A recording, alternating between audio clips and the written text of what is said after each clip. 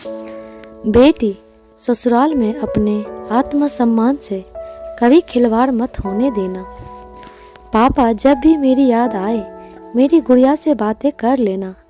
कविता अपनी विदाई की घड़ी में अपने पापा अशोक जी से कहती है, अशोक जी बेटा, तू इस घर में खुशियों की बिखेरती थी, अपने उसी घर में भी इसी तरह खुशियाँ बिखेरना। अशोक जी के इतना कहते ही कविता बीच में ही बोल पड़ती है, हाँ जानती हूँ, अब तो आप भी यह कहेंगे कि अब यही घर तेरा असली घर है, उसकी जिम्मेदारी पहले निभाना। अशोक जी नहीं, मैंने ऐसा कब कहा तुझे? कविता, हाँ आपने नहीं कहा, पर दादी मम्मी जब से शादी तय हुई है यही तो कहते आई है, फिर आप भी तो वही कहोगे ना। अशोक जी बेटा, आज तुझे मैं जीवन की एक सबसे बड़ी सच्चाई बताना चाहता हूँ, खास करके यह बातें तुम लड़कियों के लिए ही है, और शायद ही आज से पहले कोई पिता ने अपनी बेटी से ऐसी बात कही होगी। बेटा, तुम अपने जीवन में सबके लिए बहुत कुछ करोगी। आज तक तुम बेटी और बहन थी, अब तुम पत्नी बहू का किरदार निभाओगी। काफी सारे रिश्ते नए बनेंगे और मिलेगा नया घर परिवार, पर फिर भी वह तुम्हारा घर नहीं कहलाएगा। इसे तुम्हारा मायका और उसे तुम्हारा ससुराल ही कहा जाएगा। कभी जो तुमसे कोई गलती हुई तो वह कहेंगे कि तुम्हारा घर नहीं है, जो यह सब यहाँ चलेगा नहीं चलेगा। तब तुम्हें इस घर की याद आएगी, पर तुम यहाँ आने से पहले भी संकोच करोगी, क्योंकि उन्हें लगेगा यहाँ सभी परेशान होंगे। बेशक बेटा, अपने रिश्ते अपने घर परिवार को सबसे ऊपर का दर्जा देना और उससे निभाने में कोई कसर मत छोड़ना, पर बात अपने आत्मसम्मान तक ठेस ना पहुँचे तब तक ही अपने झुकने की गुंजाइश रखना। विद्या, पर पापा आप कहना क्या चाह रहे हैं? जरा खुलकर बताइए, मुझे कुछ समझ नहीं आ रहा है। अशोक जी बेटा, मैंने तुम्हें पढ़ लिख कर इस काबिल तो बना दिया है कि तुम अपने दम पर अपना एक घर ले पाओगे जो तुम्हारा हो। कभी जो सुकून की 2 पल चाहो तो किसी से भी संकोच करने की जरूरत ना पड़े। कविता अपने पापा की इस बात को जहन में रख अपने ससुराल चली जाती है, पर वह इस बात की गहराई को समझ नहीं पाती। उसने अपने शादी से पहले कई परीक्षाएं दी थी, नौकरी की तो उसका एक नौकरी में चुनाव भी हो जाता है। इस बात से उसका पूरा परिवार बड़ा खुश होता है। धीरे धीरे वह नौकरी और घर दोनों संभालने लगती है। वह अपने जीवन में इतनी व्यस्त हो जाती है कि उसे अपने मायके जाने तक की फुर्सत नहीं थी। एक दिन उसके ऑफिस से लौटने में देर हो गई और जब वह आए तो देखा किसी ने भी उसका इंतजार नहीं किया। सब खा पीकर मजे से टीवी देख रहे थे। वह इतनी थकी थी कि बस फ्रेश होकर लेटी ही थी कि उसकी आंखें लग गई और वह आंख खुली तो सुबह हो चुकी थी और उसका पति रवि ऑफिस जाने के लिए तैयार हो रहा था।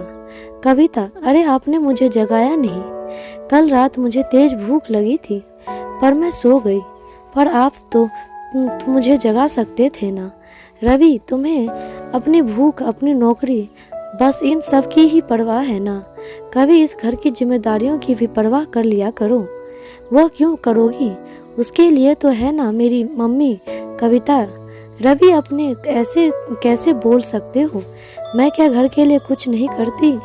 अरे यह घर मेरा भी तो है। मुझे भी रवि गलत, यह घर मेरा है और इसलिए मैंने अब तय किया है कि इस घर में जो मैं कहूँगा वही सबको करना पड़ेगा, तुम्हें भी। तुम यह नौकरी छोड़कर सिर्फ घर की जिम्मेदारियां निभाओ और जो नौकरी करनी है तो घर के सारे कामों के साथ। रवि के इतना कहते ही कविता को अपने पापा की बात याद आ गई और उसने सोचा, मेरे दिमाग से पापा की बात कैसे निकल गई। पर अभी भी देर नहीं हुई। वह सोचने के बाद कविता कहती है, ठीक है, मैं नौकरी के साथ पूरे घर की जिम्मेदारी भी संभालूंगी। उसके बाद से कविता सुबह चिड़िया के साथ जगती और रात पूरी दुनिया सोने के बाद सोती। इसी दौरान उसने अपना एक छोटा सा फ्लैट ले लिया, पर इस बात की खबर उसने किसी को भी नहीं दी। एक रोज कविता ऑफिस से लौटते हुए सबके लिए होटल से खाना लेकर आती है, ताकि उसे घर जाकर खाना बनाना ना पड़े, क्योंकि एक तो वह बीमार थी और दूसरा उसे लौटने में लेट हो गया था। उसके घर आते ही रवि उस पर बरस कर कहता है, क्या कहा था मैंने, तुम्हें घर की जिम्मेदारियां पहले रखनी होगी। आज तुम्हें अपनी नौकरी और इस घर में से एक का चुनाव करना पड़ेगा। लेकिन कविता की सास अब दफ्तर वाले तो रखेंगे नहीं, घर की चुनेगी। तुझे तो उसी दिन उसकी नौकरी छुड़वा देनी थी। भगवान के दया से तू अच्छा कमा लेता है, फिर उस महारानी को बन ठन कर काम पर जाने की क्या जरूरत। कविता, सही कहा मम्मी आपने, रवि तो अच्छा कमा लेते हैं, फिर मुझसे पैसे मांगने की क्या जरूरत पड़ती है। घर का राशन हो या आपका किसी की तोहफा देना, मुझसे पैसे मांगने की जरूरत, यह तो अच्छा कमा ही लेते हैं। और एक बात, मेरे पास घर चुनने के अलावा और कोई रास्ता नहीं है, पर वह यह घर नहीं, मेरा घर होगा। रवि, हाँ, जिस मायके पर इतना अतरा रही हो ना, वहाँ तुम्हारे भैया भाभी 2 दिन में ही तुम्हें भगा देंगे। शादी के बाद लड़की का असली घर उसका ससुराल ही होता है। जो उसे वहाँ जगह नहीं मिली तो कभी जगह नहीं मिल पाती है। यह मत भूलना कविता, मैंने कब कहा कि मुझे मेरे मायके जाना है। पता है, मेरे पापा ने मेरी विदाई में कहा था कि बेटा, एक लड़की को हमेशा ही यह सुनना पड़ता है कि वह दूसरे घर से आई है, और यह तो दूसरे घर की अमानत है।